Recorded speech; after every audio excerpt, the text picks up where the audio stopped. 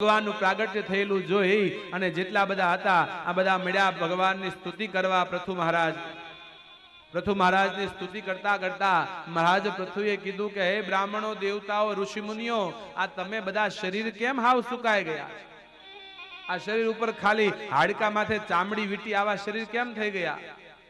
શું કરીએ મહારાજ, અમે ખેતી કરીએ છીએ, અનાજ વાવી, પણ ધરતીમાંથી અનાજ ઉગતું નથી. આટલી બધી મહેનત કરીએ, આટલો બધા પ્રયત્ન કરીએ, જેટલું ધાન જમીનમાં નાખીએ એટલું પણ ઉગતું નથી.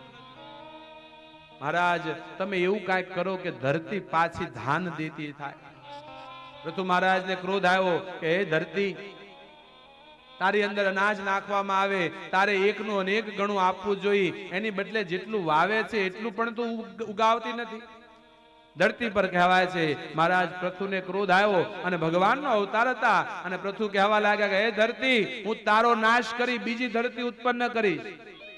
આમ ક્રોધ વશ થઈ અને ભગવાન પૃથુ કહેવાય છે ધરતીને નાશ કરવા, ધરતીને મારવા તૈયાર થયા. અને બીજી બાજુ ધરતી દેવી કહેવાય છે એક ગાયનું સ્વરૂપ લઈ અને ધરતી દેવી દોડ્યા. મહારાજ પૃથુ પાછળ, આગળ ગાયના સ્વરૂપની અંદર ધરતી દેવી દોડ્યા. રાજા પૃથુને કહેવાય છે ક્રોધ આવ્યો છે. એ ધરતી, તારામાં આટલું બધું અનાજ વાવીએ તેમ છતાંય તું અનાજ પકવતી નથી. ધરતી આગળ દોડી છે, પાછળ પૃથુ.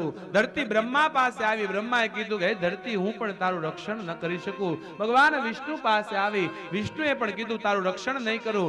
શિવ પાસે આવી અને શિવે કીધું છે હે ધરતી, પૃથુના ક્રોધથી કોણ તને બચાવી શકે? જા, તું પૃથુના શરણે વહી જા.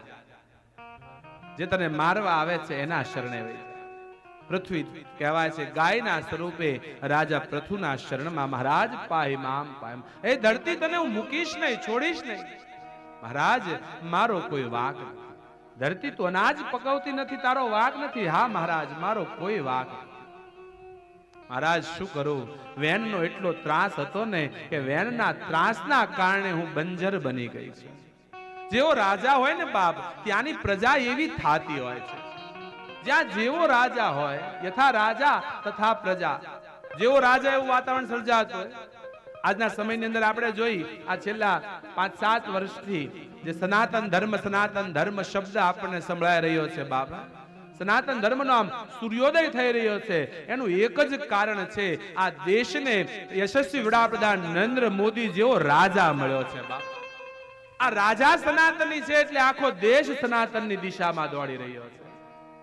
યથા રાજા તથા પ્રજા. જેવો રાજા હોય ને ત્યાંની પ્રજા એવી બનતી હોય છે. હે પૃથુ, મારો વાંક નથી. આ વેનના ત્રાસના કારણે હું બંજર બનીશ.